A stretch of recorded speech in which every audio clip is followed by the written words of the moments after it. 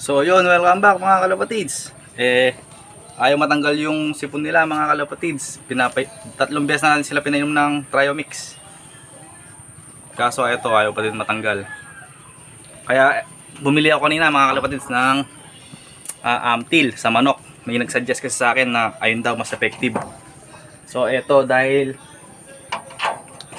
malaki yung Amtil mga kalapatids, ginawa ko sa 4. Ito mga kalapatids. Ayan. Kasi bibigyan natin 4 mga kalapatids.